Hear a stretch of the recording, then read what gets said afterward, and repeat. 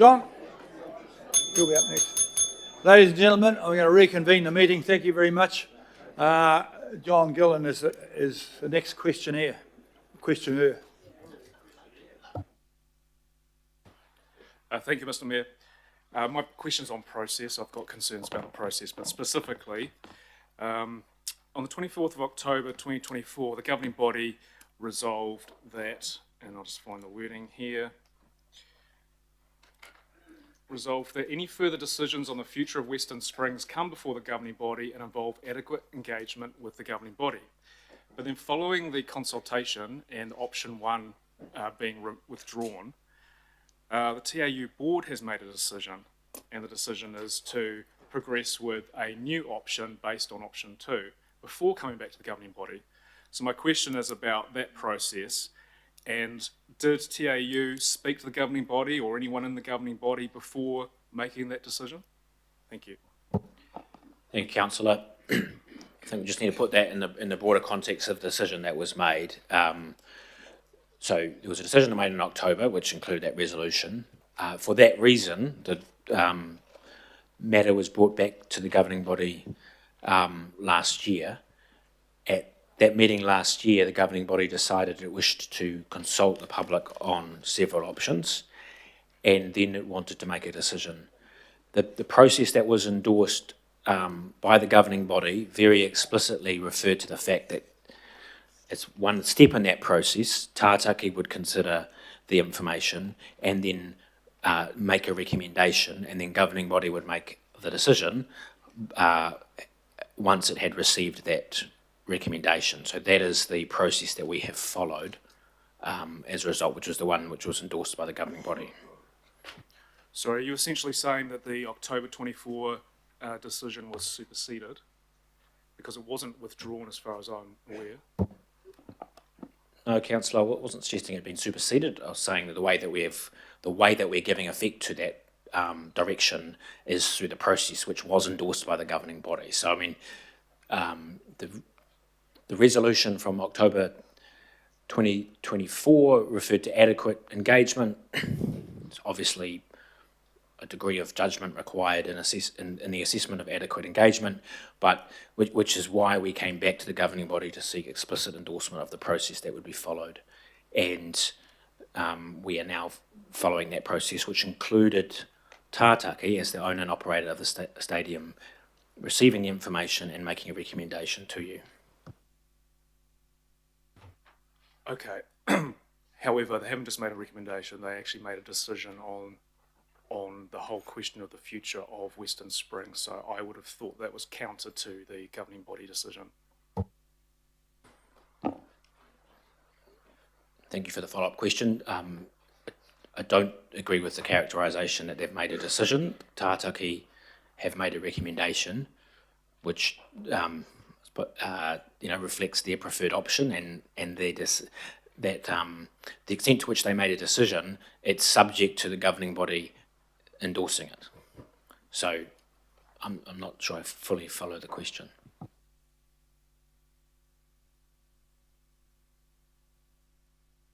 Thank you for that. Councillor Newman, please. Yes, good afternoon, Chair. And before I ask what a good news announcement, the government moving from 1.6 down to 1.4, that's good news. And we'll keep it up.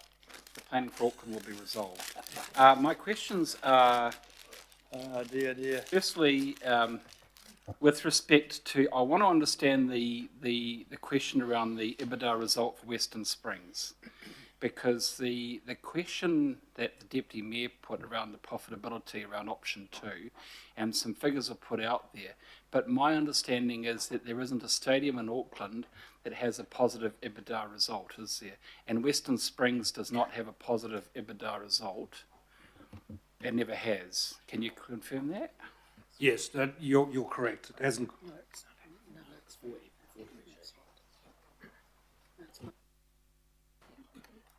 So I took from your question there are two parts. So the first part was there's no stadium in Auckland that has a positive EBITDA, and the second was that Western Springs doesn't. To the first question, Eden Park does, and Go Media Stadium does. at the EBITDA level. Western Springs does not currently, you're correct. Eden Park has never had a positive EBITDA result, otherwise they'd be paying off their loan, the capital on their loan. It does. So I think there's a bit of jargon being thrown around, and I think probably we'll just clarify that we're all talking about the same thing. So EBITDA is an acronym that refers to earnings before interest, taxes, depreciation, and amortization. It's a controversial measure of the financial performance of an organisation. And it basically tries to look at whether the operating picture of a particular going concern is able to wash its face before you take into account how you've paid for it, so the interest that you have to pay and the depreciation on the asset. So Eden Park, I understand, does have a positive EBITDA because they are able to wash their face operationally, and they haven't for several years had positive EBITDA. They're not able to have an overall net profit because once you take into account depreciation on the asset and the need to renew it, and once you take into account the interest they have to pay on the council loan, their overall net position is not positive. But they do in fact have positive EBITDA. Max, my next question's for you. Can you just clarify with respect to the track performance issues at Waikaraka, does that require more money? Or, I mean, what's the position that we face with respect to the track? I'm not an expert on tracks. So the track doesn't require additional investment, the track itself. The track has been delivered to a high standard and is able to be and been certified by the relevant bodies as being appropriate and able to be used for all speedway classes. There's a separation between the physical infrastructure and then the clay that you put on the track. The clay, that operational decision, is under the arrangement we have with the Auckland Stock and Saloon Car Club. The clay is the responsibility of the club, and there have been some issues with that which have been since resolved, and that's an operational matter that can be dealt with season to season, so there's no additional investment required from council or Tātaki to support the track. The Stock and Saloon Car Club have been clear that there is additional investment that they want to make in the spectator facilities and the broader precinct, and they're not seeking decisions on that now, but they would like to work with council and other funders to try and realise their sort of broader aspirations for Waikaraka Park. Does that answer your question, Councillor? Now, I guess my last one is probably for you, Nick. I mean, normally when rugby clubs are on our parks, they're getting longer lease terms than what you're offering Ponsonby Rugby. You're offering here, and it's a part about, I mean, I suspect that your preference will go through today, but normally that, you know, a club would get a 10+10 or whatever it is, but you're offering a 5-year lease with a clause, it's a 2-year termination clause. My question is, does Tātaki want Ponsonby Rugby or not? Because how does Ponsonby Rugby attract third-party funding for its future facility development based on such a miserably short lease term? I'll go first, James. 5 years was actually proposed by Ponsonby to us during this work around option 2. Secondly, most rugby clubs in Auckland that have leases with the council are through the community directorate, not through us. So the circumstances are a bit different because they are in a regional facility, not part of a community facility, which is probably why there's more complexity with it. And I think the third thing I'd add, and then James can add to this, is where does investment go in Western Springs, and what is the right response for Ponsonby? It doesn't stop them continuing to look to raise funding. I think Peter Thorpe talked about that earlier. I think we all recognise, Ponsonby, Eccles and CRS and ourselves, that this is a practical way of moving forward and allows them options at Western Springs. Sorry, I understand what the background with respect to the community leases, but I'm wondering why they weren't counted with a longer lease term than 5 years plus a 2-year termination. Regardless of what they offer, they came to you with. If I was a third party funder for an organisation that had such a very short lease term, I would say no to a funding application for the development of a facility there. Unless you're prepared to pay for it. I just think, sorry, coming back to the scenario you're painting of Ponsonby looking to raise funding for its club or club rooms, I think there would need to be a specific proposal around what that was to raise funding for and having a lease behind that supported it. I don't think we're at that point. And I think this arrangement allows Ponsonby and ourselves and others to work through what a solution within Western Springs Stadium might be to accommodate them. I think we all consider that this is a practical way to give them certainty without any of the parties being committed to something that no one is actually in a position at the moment to want to do. Okay, but just to confirm this, you're asking me effectively to support the option, because I really support Ponsonby Rugby here. I want to make that very clear. I just can't believe that we couldn't be a little bit more reasonable in terms of their tenure than what's been offered. Anyway, maybe that's a rhetorical. I think it's a good point that the council's making. So I think we were also, as council staff, directed by the governing body to engage directly with Ponsonby Rugby and to ensure their views were reflected in the information that came before you. So we did engage separately with Ponsonby Rugby, and we raised similar questions to the ones that you're raising, councillor, with them. And it is fair to say their aspiration is for more tenure in the future at Western Springs, and they would see that as necessary for them in order to secure additional third-party funding for some of the additional work they would want to do, and that is consistent with the advice we've provided as well. What they are clear though on is that they support this option because it gives them the ability to work with Tātaki and with council on what that future could look like, and they have sufficient security of tenure through a decision made today that's been proposed to you in order for them to be able to work on that proposal in the next few years. So they are clear they support that direction. They see the benefit to the staged, the minimum viable staged approach. But their future, they are clear they would prefer to have longer tenure in the future in any subsequent arrangement. And that's something we will continue to work with Ponsonby Rugby on. Look, thank you, Max and Chair. That's all from me, but I do stand corrected on the EBITDA for Eden Park. That's all right.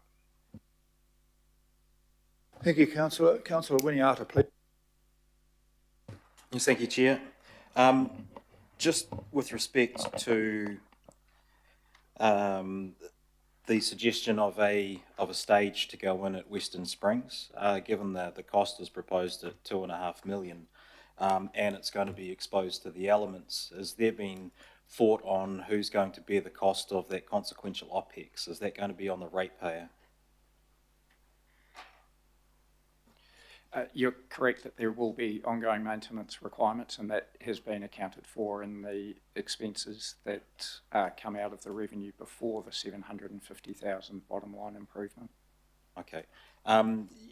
You may not be able to answer, but Max, I'll put this to you.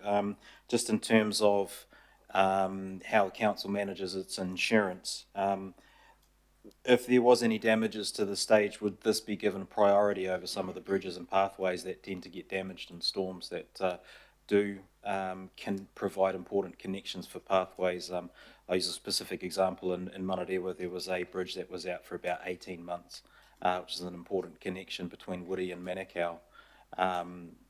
Nobody seemed to be interested in replacing that. We had to bear that budget, but if these things go back on the ratepayer and we're providing the stage for promoters to promote and bring in events, it's an important question for local boards to be wary of as well. Thanks, councillor. No, this wouldn't take precedence over the other types of investments that you're talking about. But we are talking slightly apples and oranges here. So the investment that Tātaki are proposing to make in the stage infrastructure is essentially, as Nick's pointed out, is essentially a commercial proposition. We'll make an investment in some infrastructure. We'll then rent it out to promoters and make our money back. And then the overall position will be more positive. So overall, Tātaki improves its financial position and has more money than if we hadn't done that. That's the proposition they're putting to you. That's not quite the same as an investment we might make in community infrastructure, where we are investing because of the community outcomes that we get, but then we also bear it doesn't make us any money. We bear the ongoing operational cost of holding those assets. And for example, paths and tracks, we build those for the use of the community, and then they have an ongoing operational cost to us. That's an investment that we make in the community, but it's a bit different from a scenario where we're making the money back through commercial arrangements. Yeah, no, I appreciate that. I guess the focus of having a concert facility like this is for the community, the residents of Auckland, to enjoy these events, and not just locally, regionally, but nationally as well. If we're able to attract these, Jelly Roll was only coming for one concert, wasn't able to make that, and you've also got those same residents that are fronting the bill for this in a way through their rates, having to go and pay for those concerts as well. So it all comes out of the ratepayer, and I'm just very wary of the ongoing issues there, because like Wairarapa Park, that was an $11 million investment, and they are coming back potentially asking for more funding. So best laid plans, it might seem like a simple proposition with what we're looking at with Equals Entertainment, but what are we going to uncover along the way? And speaking of the promoter, is Tātaki working with a preferred promoter for that site, or is that open to all promoters? It's open to all promoters. Eccles Entertainment and CRS have a particular relationship over time with the venue, so they know it very well, and they have been the promoters who've seen the opportunity. But there are other promoters who work there. Live Nation puts quite a bit of content in, and there's nothing in this. This in fact benefits Live Nation. Okay, thank you. Thank you, councillor. Councillor Lee, please. Thank you. I want to ask some questions about process, because I think process in the council, the way the council has conducted its decision making, is going to be critical in the next few months. So I want to go back to the meeting of 24th of October. There was two of them actually, but 24th of October 2024, which was essentially to take a decision to evict Speedway from Western Springs. It was characterised as consolidating Speedway at Wairarapa Park. There were, it was rather like today, with a large number of interested Aucklanders present, and quite a few of them wanted to speak, including, if I recall, Sir Brian Williams on behalf of Ponsonby Rugby, and of course numerous supporters and actors in the Speedway sector, and they were all declined the right to speak. In terms of the Local Government Act, Section 78, and this is to our legal advisors who were present at that meeting. In fact, Max, I think you kind of led it, but anyway, as a manager rather than as a lawyer though, Section 78 requires, and it's mandatory, for the council to give consideration to the views and preferences of persons likely to be affected by or have an interest in the matter. Do you consider that we did not a breach of that particular section of the Act? Thanks, Maybe Councillor Mira Lee. could go, yeah. So I guess, you know, I'm here today to assist you with the decisions before you today and to give you some advice around sort of the legal process today and the fact that these decisions are legally open to you. As I mentioned at the very beginning, we currently have judicial review proceedings on foot in relation to that decision of the 24th of October. As I said to you in relation to those proceedings, our view is that the council's decisions were lawful and that the arguments being made, which include a challenge to a decision around public input, are without merit. Now, given that we've got those proceedings on foot, I don't want to go into more detail in relation to that in open. What I can say to you is that that was a separate decision, and in relation to the decisions before you, you can be satisfied that our view is that the process leading up to this point has been compliant with Section 78 of the Local Government Act and the requirement to consider views and preferences of those interested in or affected by the decision. But you would have to agree it's non-arguable, but people with views and preferences and likely to be affected directly were not listened to. So here's my second question.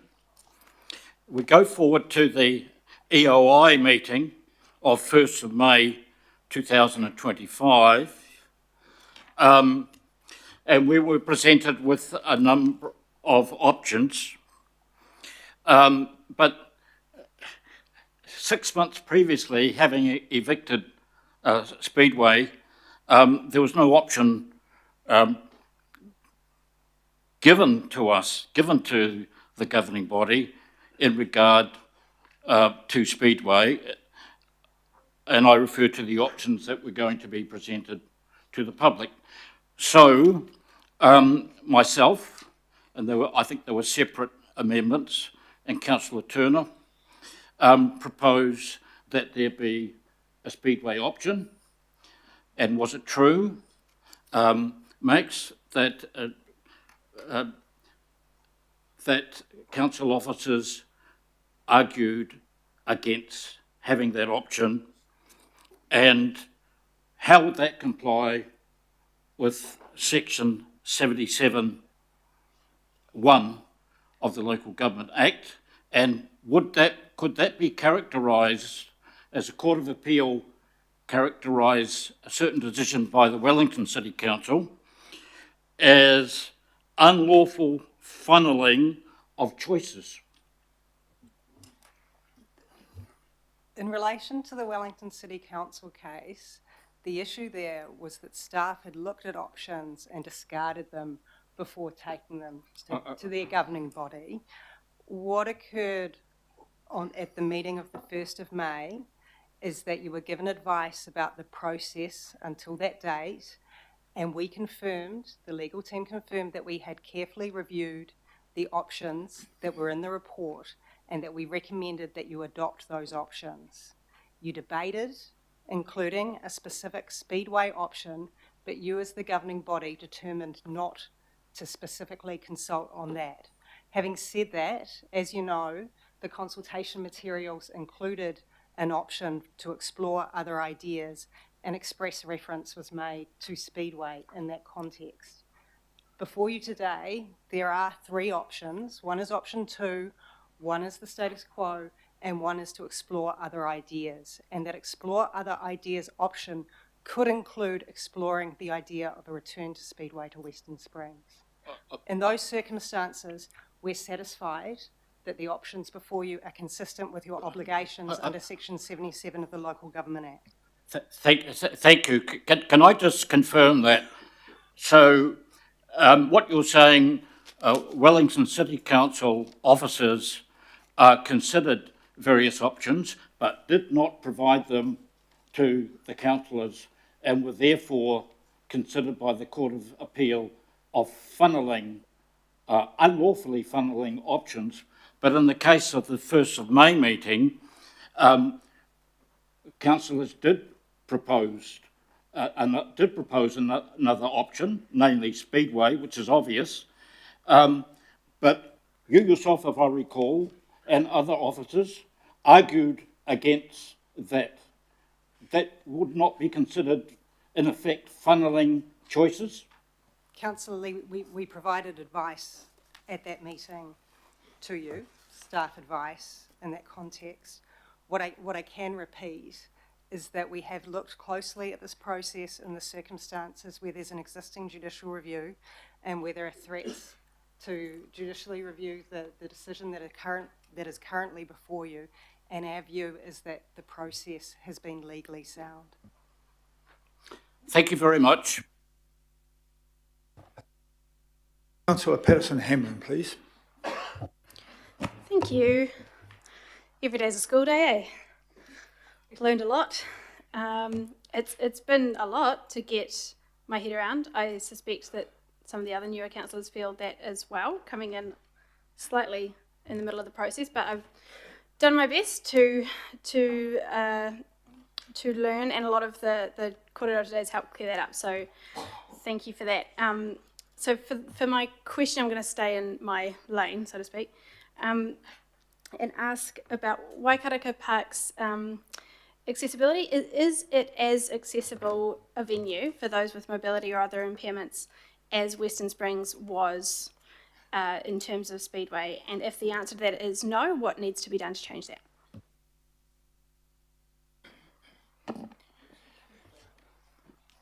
The upgrade work that was undertaken at Waikaraka Park included specific provision for mobility patrons. And so that was one of the specific areas of focus. And it's always, I think, up to conjecture as to the relative capabilities of different venues when it comes to accessibility. But I'd certainly say that Western Springs also has its challenges in that regard. And Waikaraka Park, as I say, has been improved specifically to better address the needs of mobility patrons.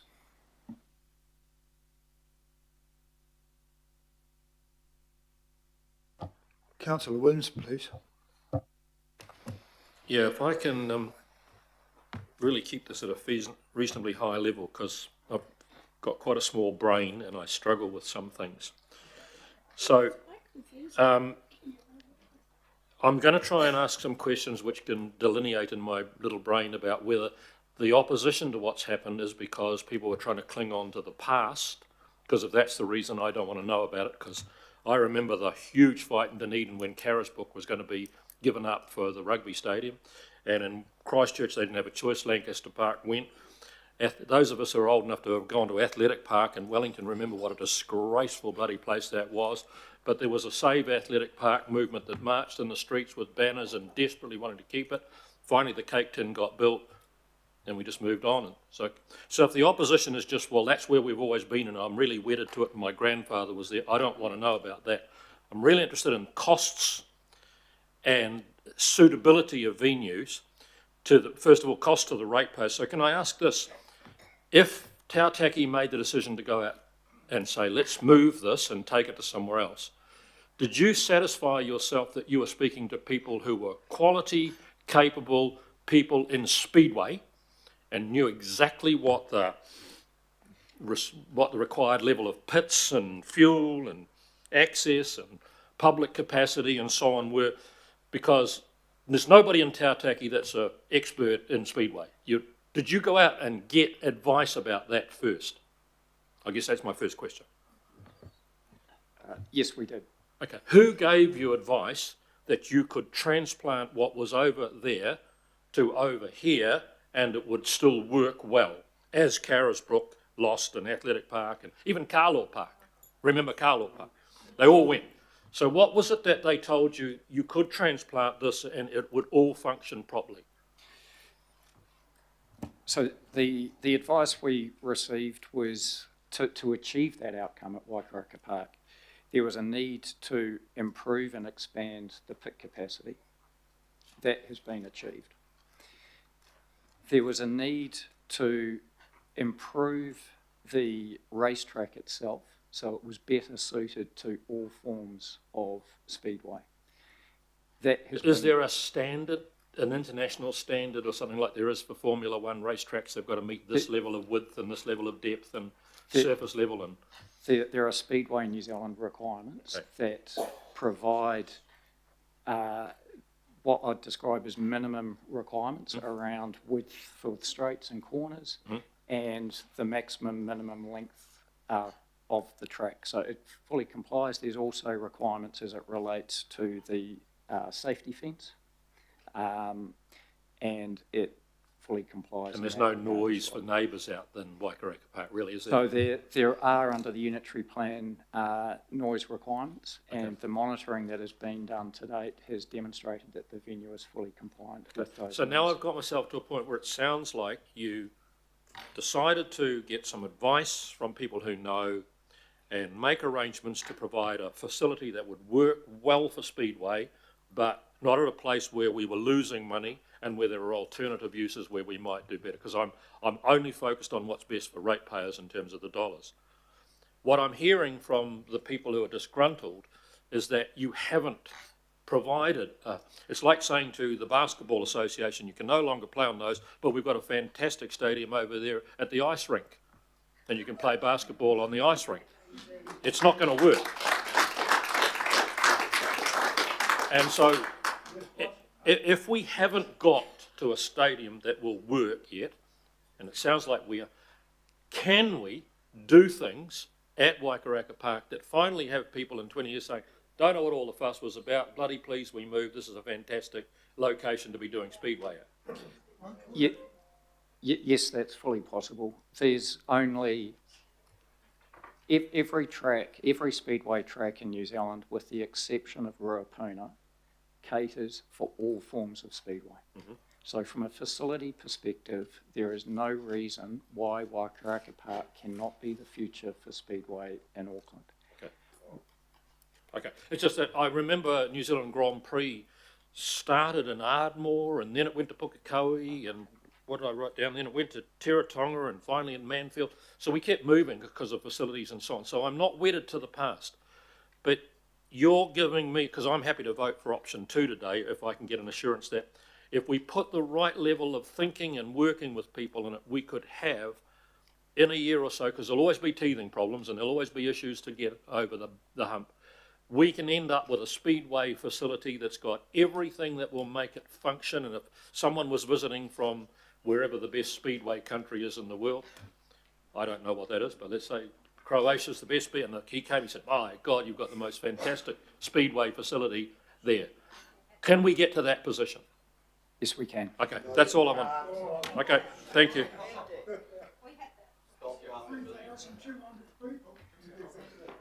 Councillor Watson having another crack? Yeah, thanks, Mr Mayor. And just following on from that good question by Councillor Williamson, the only thing he didn't mention was the money that's required to do that, because they did indeed commission a report, Auckland Speedway Location Analysis, done in 2023, so it's a little bit out of date. Prices will have gone up.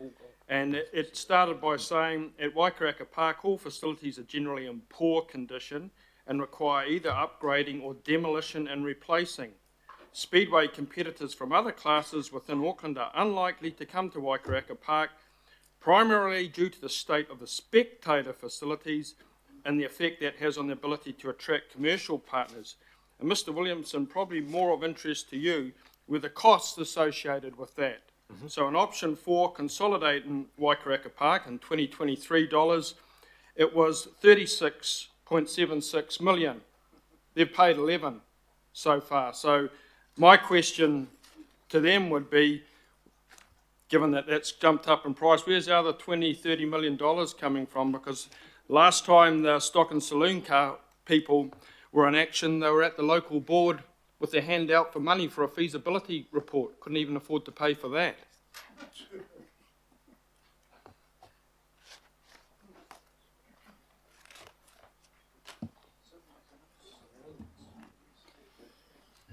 The costs in the report are correct. They were put forward by the independent consultants that worked on that report. We engaged with the Stock and Saloon Car Club and and Palmerston North Speedway as the promoter to look at a more cost-effective way to move forward, because all parties agreed that there was not a way forward at that level of cost.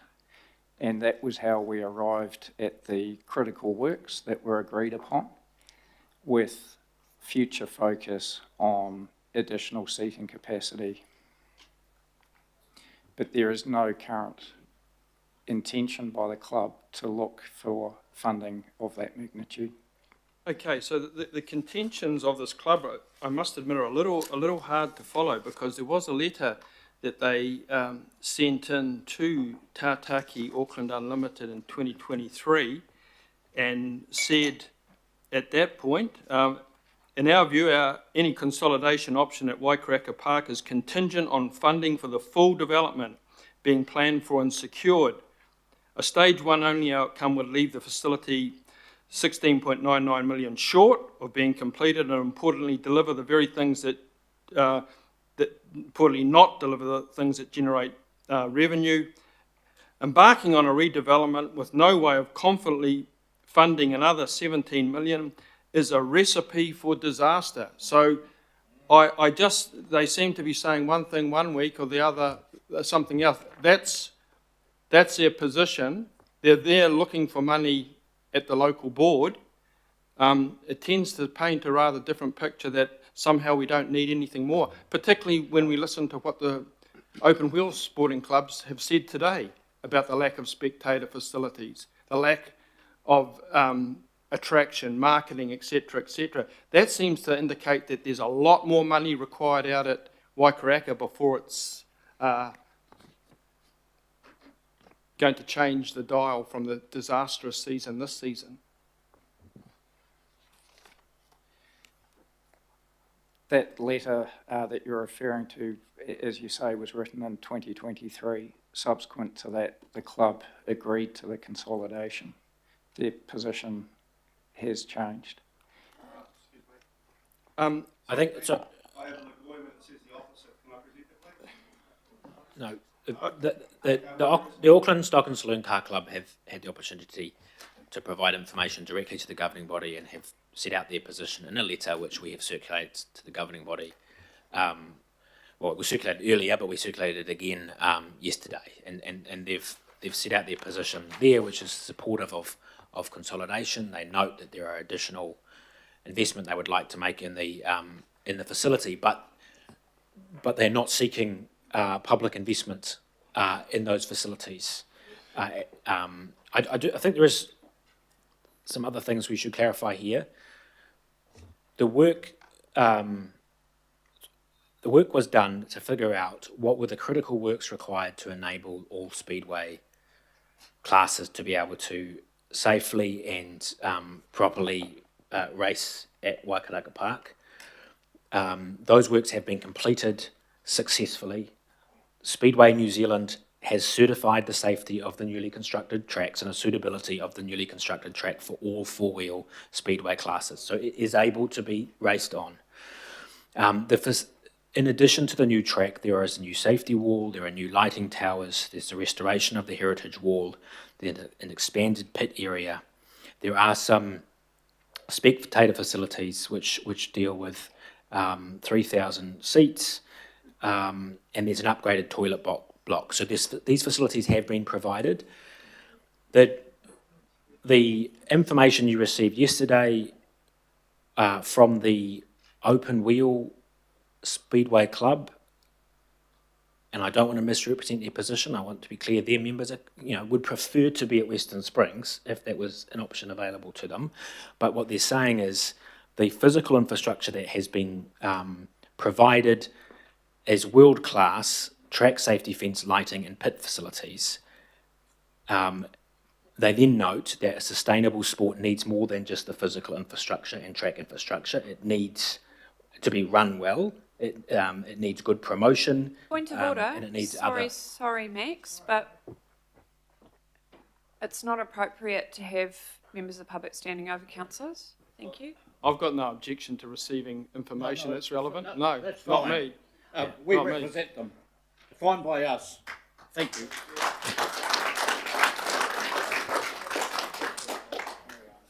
So, do you want me to carry on, or you want to deal with the point of order? Are you carrying on now? Please do, and we'll try and Okay. restrain yourself. So my point is they've raised some operational issues, and I've said, as I said earlier, those are issues that we would like to work through, and we would work through as council officers. But the answer to the question earlier raised by Councillor Williamson, answered by James, stands that this track is capable of having all speedway classes there. I guess I would just say that 3,000 seats is probably a little bit short of the 14 or 15,000 that was at Western Springs on March and the season that they closed. In the agenda report at 64, there's a whole series of limitations and challenges that are outlined in the report that councillors have hopefully read, that go to reliance on market demand, potential network overlap, temporary infrastructure constraints, deferred community investment, weather and environmental exposure, it's in the outdoors, and transport constraints. I've got a couple of questions. They just need really quite succinct answers just for the record, really. In terms of that market demand, market structure and demand evidence, councillors have received papers that say there's a series of studies that show that New Zealand's live music market is driven by arena and stadium scale shows, but with limited and irregular demand in that 15 to 30,000 range that they're supposedly targeting, and that modelling of 15 to 30,000 is more closely with sporting events than with concerts. So just for the record, has there been any study, research done into the documentation, PwC, University of Auckland modelling, or any other modelling in terms of that market research?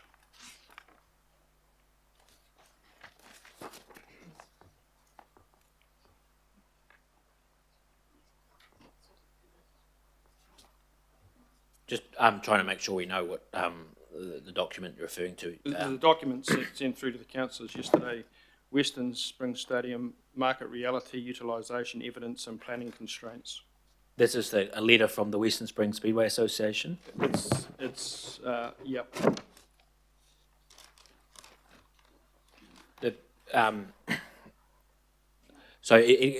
We haven't done any analysis to verify the statements made in that letter, and we make that clear and when we circulated it. We have done work to assess whether there is and would be demand for the types of events which the option 2 is designed to host.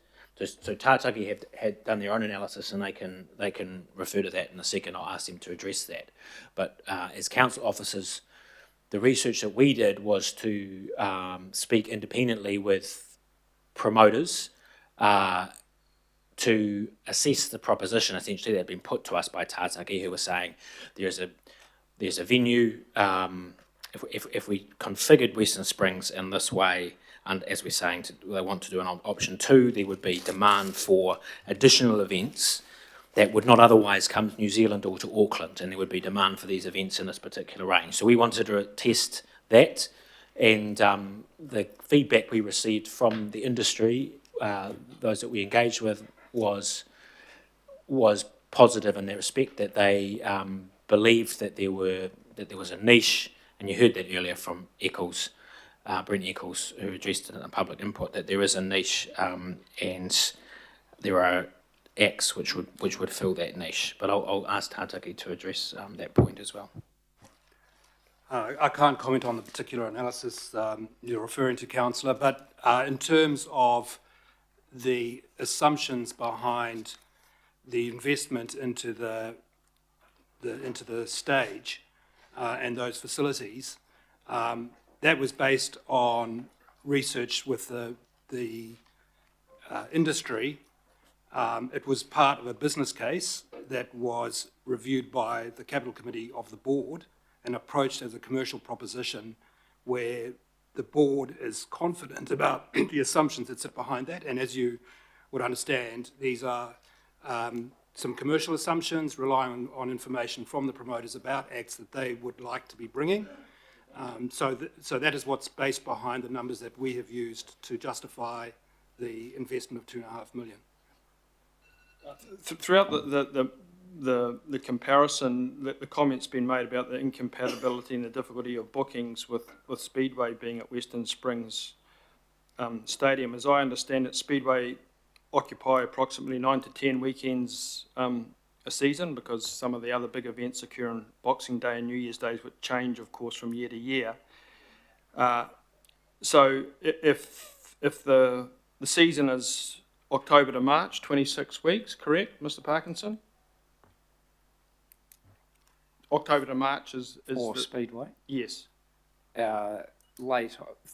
First race is the beginning of November and end of through to the end of March. Okay, so, just looking at the available weekends, if nothing else, that every year that leaves 14, 16 weekends free. More than half of the viable weekends are available. My understanding is that concert bookings are 6 to 12 months in advance, or well in advance, and the Speedway bookings follow the concerts. Is that correct? That's correct. Okay. Final question, I hope someone can give me some clarification on the operating. This is a rather technical question to do with the unitary plan. There's two operating modes, as I understand it, a Speedway mode and a post-Speedway mode at Western Springs. If Speedway is there, as I understand it, there's an allowance for high noise events up to 82 decibels, and that can give about 14 special noise events a year. But if there is no Speedway, if there is none, it allows up to potentially 30 events a year, but which is not actually achievable in practice because they're capped at 70 decibels at the boundary.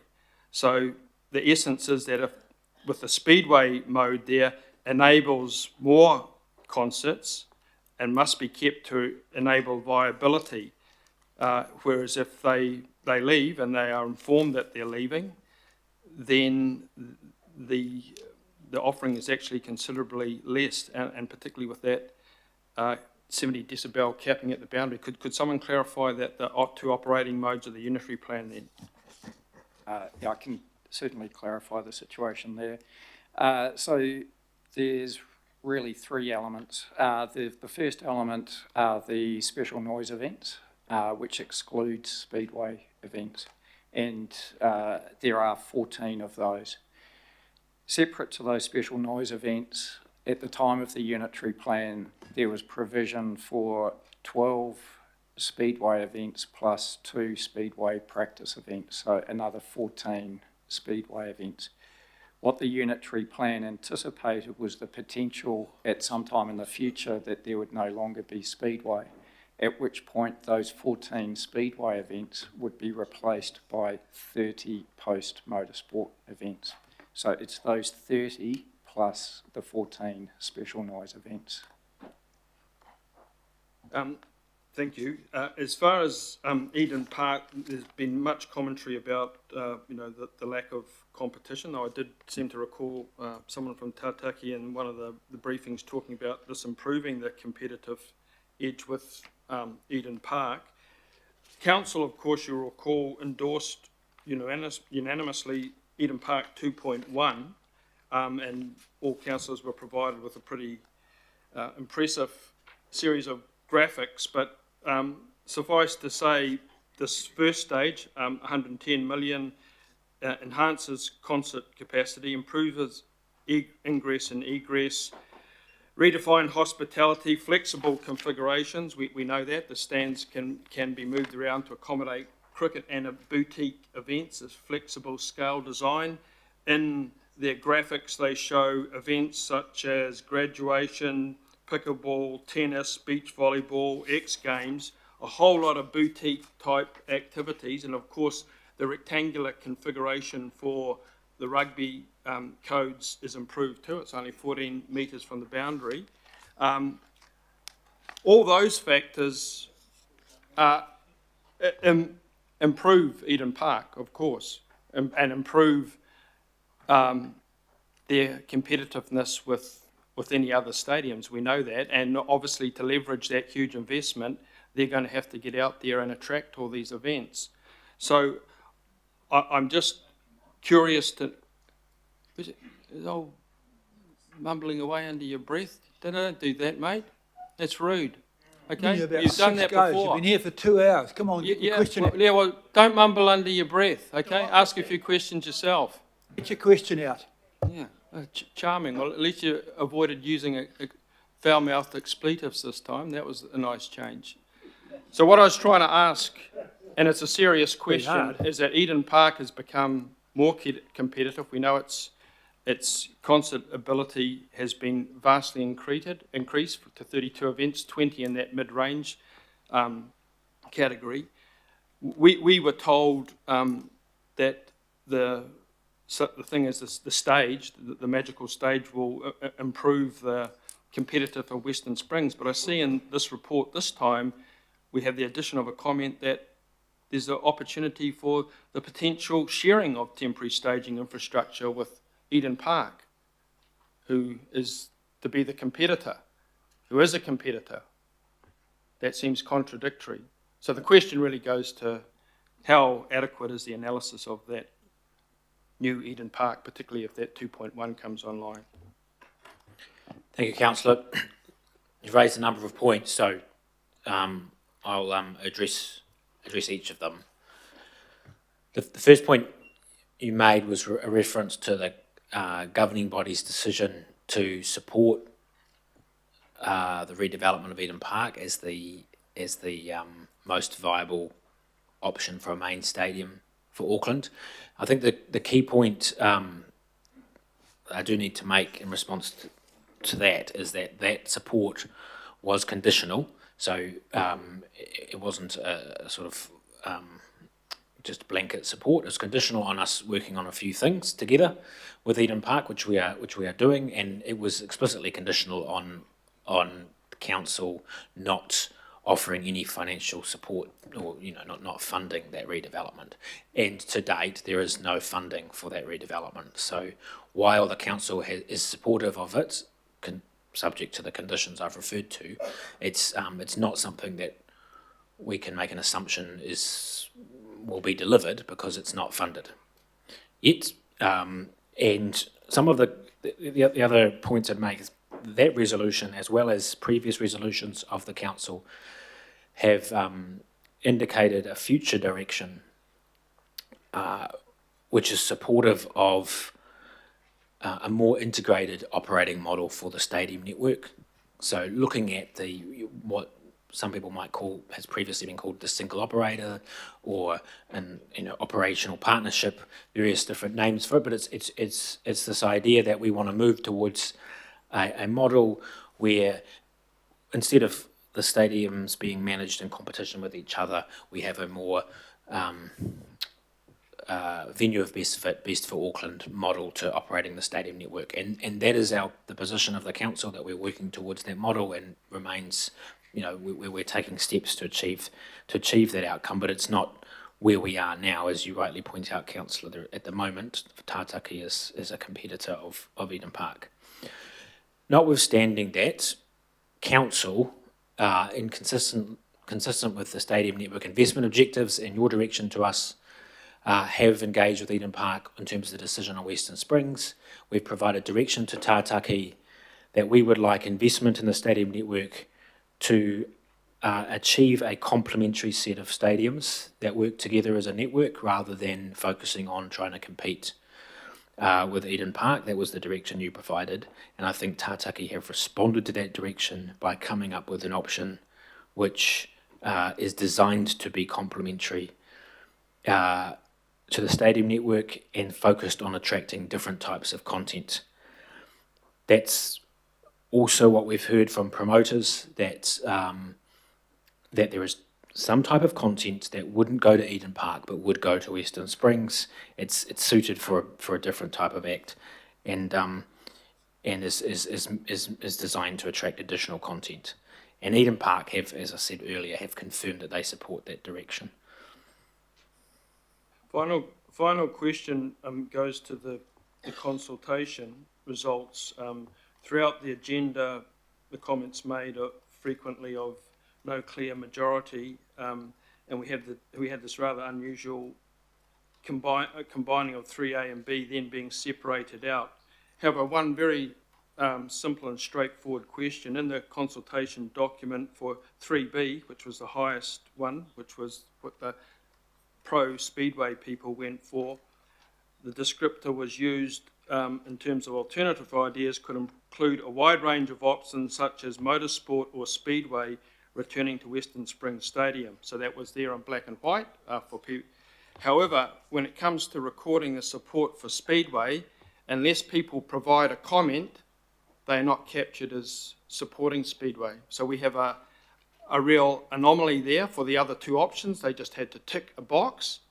To be recorded as supporting Speedway in our consultation, they had to tick a box and they had to provide a comment.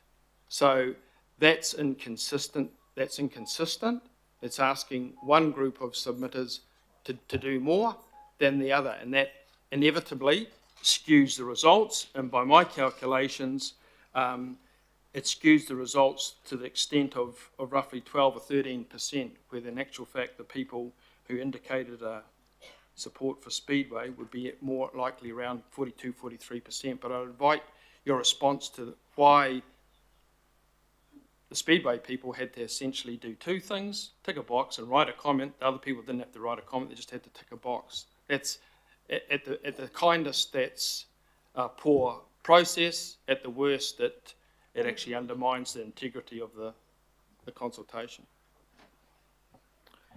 Thank you, Councillor. The options that we consulted on were the ones which the governing body agreed that it wanted to consult the public on, and as has been discussed, and I won't go through it, there was some other ideas put forward at that meeting, but in the end the governing body endorsed these options, so those are the ones that we consulted on. We have provided quite a number of submitters did provide comments, and we have provided all of that information to the governing body. We have assessed those comments and we've provided the percentages in terms of what percentage of each option mentioned Speedway, so that you are able to make an assessment of where public sentiment and community views rests on that issue. And the advice is that you have enough information about that in order to make a decision. I think we were, in designing the consultation, we were aware of some of the issues you've raised, and that hence why the consultation document is quite explicit that option 3B could include motorsport. In the sentence that you just referred to, Councillor, the next sentence is, if you would like to suggest alternative uses for the venue, please include this in your feedback. And we said that quite explicitly because we wanted to encourage people to provide feedback so that it could be assessed. The background to why those were the options that the governing body decided to consult on, we traversed in detail at the last governing body meeting where we talked about that, but it relates to the expression of interest process that was undertaken, which ultimately resulted in the public consultation. So our view is that the consultation was fair and open, and we've provided the information necessary to make a decision. The only thing is that you essentially miss out capturing 15% of people in option 3B and 19% in 3A, and in respect of the feedback on 3B, you miss out all those people who are most likely Speedway supporters purely because they didn't provide a comment and they weren't required to. Well, Councillor, I don't think they've been missed out. Their views are available to you and there to be assessed in the round. I don't agree that their views have been missed out. I would note, of course, the consultation is not a referendum, so it's an input into the decision-making process that you're able to consider.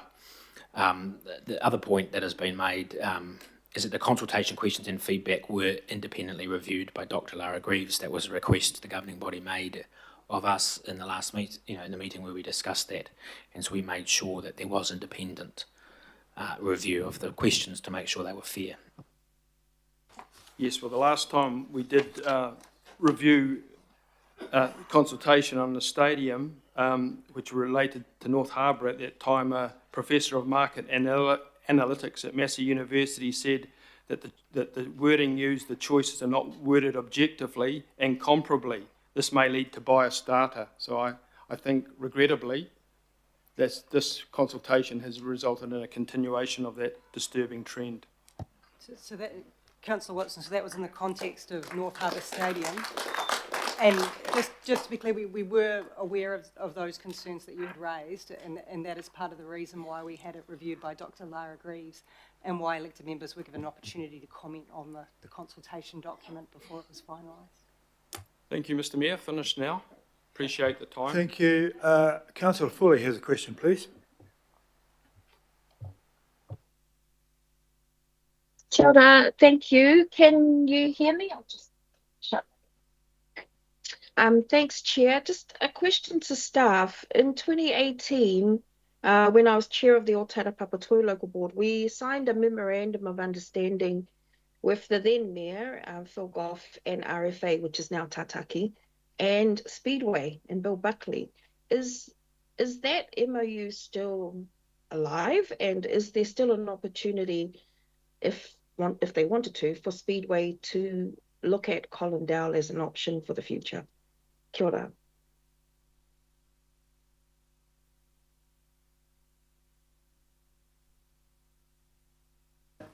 Thank you, Councillor. The memorandum of understanding you referred to is not something that we've looked at as part of this process. It's probably the answer to the question. There was a discussion at one stage about Speedway moving to Colindale, and the decision that you made in October 2024 to invest in Waikaraka Park in order to enable consolidation reflects a different path that we looked at the time, and I think I can recall it being discussed at the time of that decision, whether that was an option that could be looked at.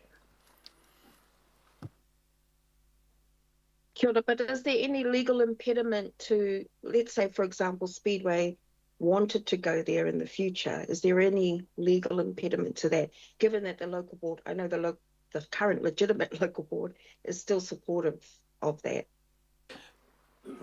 The answer is no, there's no legal impediment to looking at that. Okay. Thanks, Chair. Councillor Lee, please. Yes, I'll be brief. In terms of the issue of predetermination and bias, we've heard a lot about Waikaraka Park and its values, if you like, advantages from Tātaki Auckland Unlimited. It's surprising then that we don't have a report on how Waikaraka Park has actually worked over this critical 2024-25 Speedway season. But despite all the, and so there's obviously a difference of opinion between Tātaki and the people who are using Waikaraka Park. It has to be pointed out, and correct me if I'm wrong, in terms of Tātaki and its predecessor RFA, and I think Mr Parkinson, for instance, has been the manager of Stadia in both those organisations.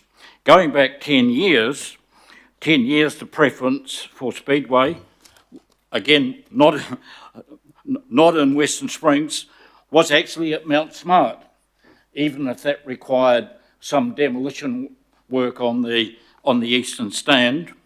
And then, as been mentioned just now, the next preference was Colindale Park. And so, in effect, Waikaraka Park is the third preference of Tātaki Auckland Unlimited and its predecessor, Regional Facilities Auckland. So the alternative keeps changing, but what is consistent is the presence of personnel in both RFA and Tātaki who want Speedway out of Western Springs, whether it's to Mount Smart, whether it's to Colindale, or whether it's to Waikaraka Park. That seems to give an impression of predetermination and bias against Speedway at Western Springs.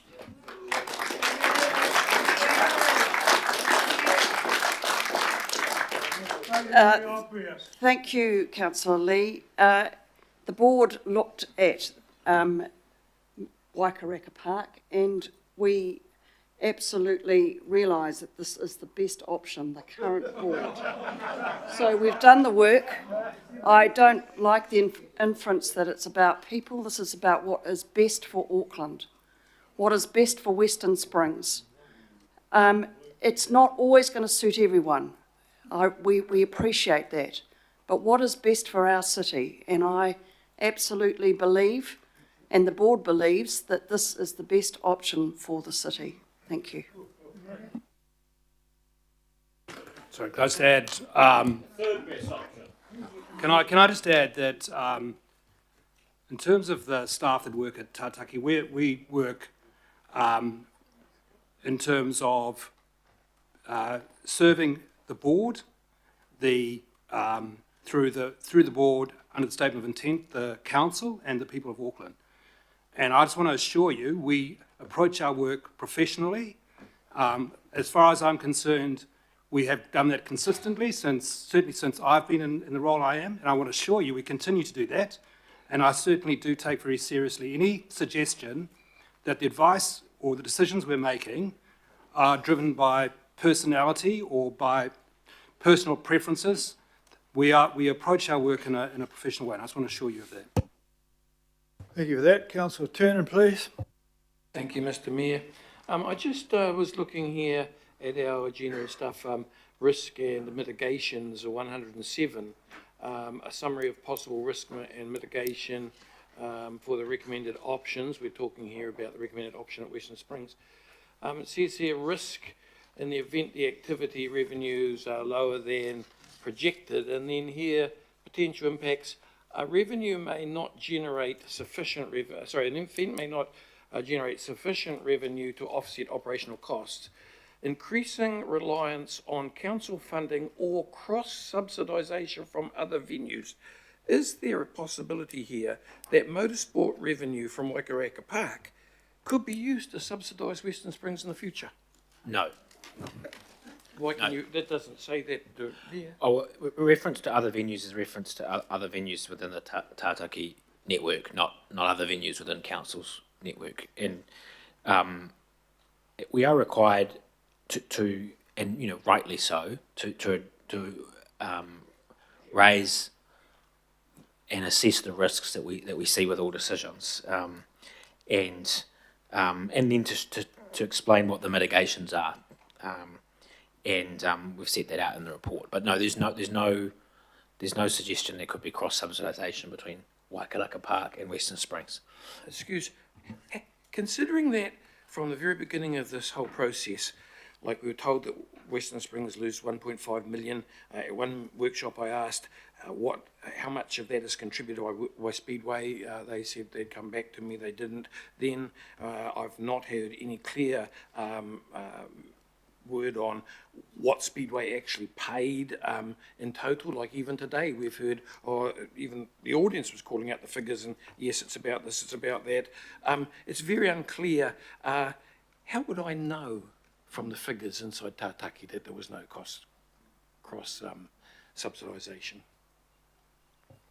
Well, in terms of the question you've raised about Waikaraka Park, the way you would know that is Waikaraka Park is not attached to Tātaki in an operational sense. It's a council asset managed by the Maungakī ki Tāmaki local board. So there isn't a once Tātaki had finished the capital works at the site, it's no longer got a financial relationship to Waikaraka Park. Does that make sense, Councillor? I'll leave it at that. More questions? No questions now, Mr. Mayor. Okay, thank you. That's the end of questions. You 4 and 5 can retire. As a result of hearing from this morning's, the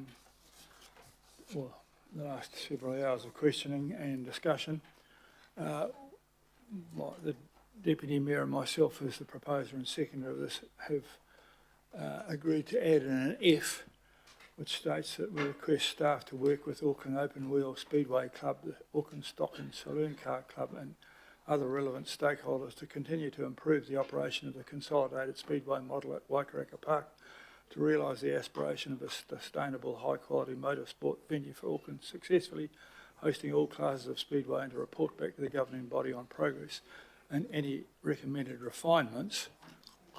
So we're listening and we want the thing to go well. That doesn't preclude any further debate about options, but that means that we want to hear how it's going and do the best at what we can with what we've got at the moment, which is where we stand at the moment. Now, there'll be a debate, and I presume there'll be somebody who wants to debate this, although we've heard just about every debatable thing as a question. But at the moment, I've got no speakers up there, in which case, if there aren't any speakers up there, okay, Mr. Gillen's up there. You can go first. Oh, thank you, Mr. Mayor. Now, I'm not going to debate you as to whether I got my motion in first or not, so I'll put up an amendment, thank you, and I have sent it through to Sandra earlier, and it's seconded by Councillor Watson, and I'm happy to take a 5-minute break if needed for everyone to look at it before I get stuck in. If there's an amendment received, I haven't seen it yet, so we'll take a 5-minute break while we consider that. Thank you very much. On resolve for all the members. Beg your pardon? It's now available on resolve for the